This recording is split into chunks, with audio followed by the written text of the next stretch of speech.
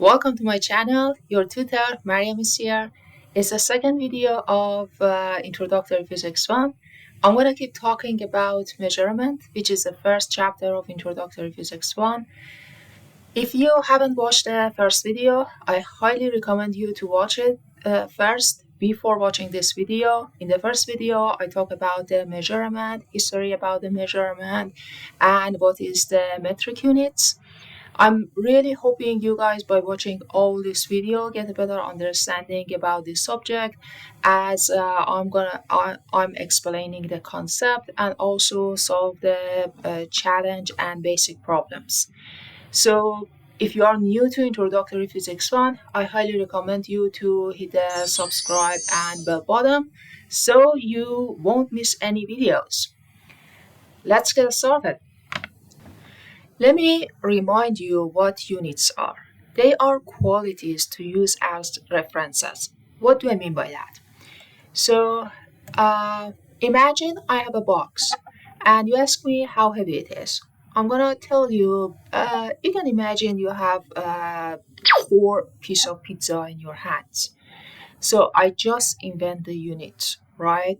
But that unit doesn't make sense to you because you're gonna ask, what kind of the pizza do you have? Or can you tell me in the other way because I still don't know how heavy it is. So even I use my own units, it still doesn't make sense to you, right? That's why scientists invent the standard units and all people gonna agree with that units. Okay, so instead of using my units, which is 4 pieces of pizza, we're gonna use the scale, right? And now I can report the weight of this box in kilograms or grams, correct? But different country use different units, correct?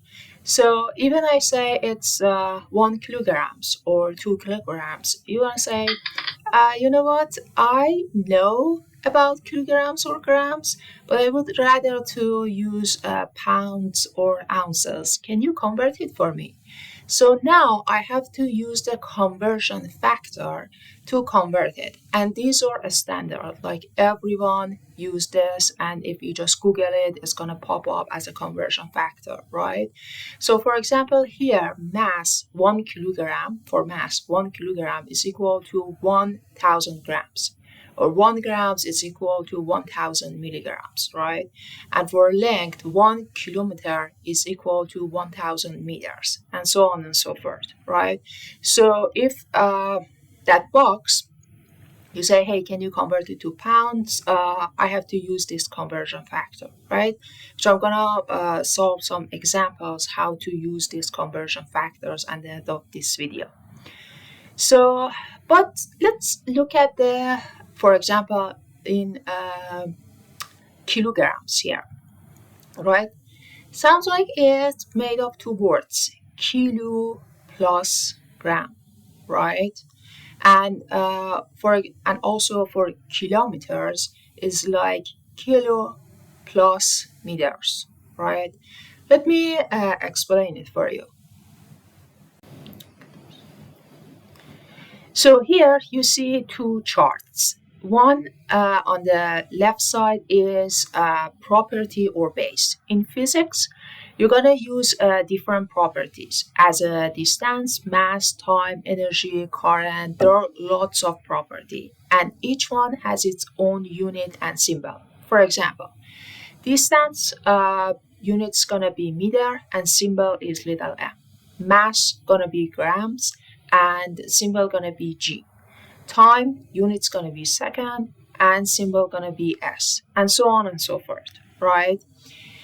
Also, you see on the right side, there is a chart as a prefix. We use this prefix to make units smaller or bigger with a power of 10.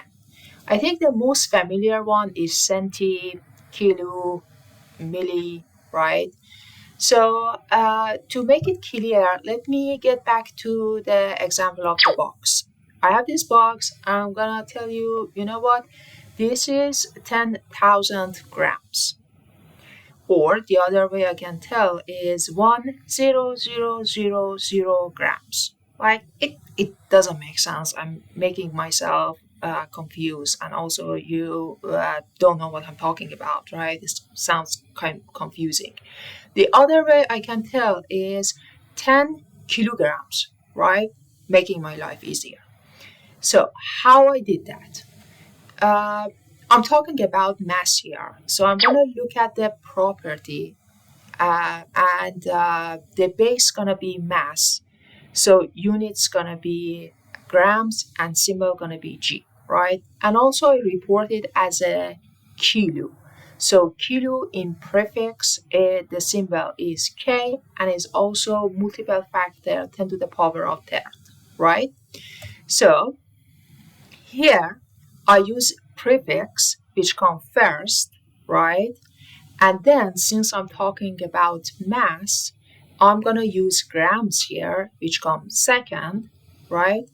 And then for the symbol, for kilo is the symbol is K, which is K come first, and then gram, which come in second, which is G, right? So if you look at the multiple factor for kilo, multiple factor is 10 to the power of 30, right? Which is equal to 1000 grams, correct? And the symbol gonna be G. That's how I did that conversion. So I have a quick quiz for you. Can you convert 1 second to millisecond? Feel free to pause the video and write down the multiplication factor and also unit. So here I'm talking about 1 second, right? So the base gonna be time, basic unit gonna be second, and symbol is S, right? So on the right side I have millisecond. So in the prefix I'm gonna look at the milli, which symbol is little m, and the multiplication factor is 1 to 10 to the power of minus third, right? So 1 second is equal to milli is equal to 10 to the minus third, right? And for the symbol, prefix symbol gonna come first, which is the milli, little m, and then base gonna come after, which is the second, right? And this is little s. So now you know how to convert 1 second to millisecond and how to use the multiplication factor, right? So let's look at a couple of rules that make this conversion easier. So here I made up two conversion rules to make it easier for you to do the conversion. The first rule is only same units can cancel out. And the second one is units don't appear or disappear. What I mean by that? Let's look at the example. Let's convert 20 kilometers per second to meters per second. Feel free to pause the video and solve it by yourself. So here I have this prefix chart, right? So I have a kilo, symbol is K, and it's 10 to the third, right?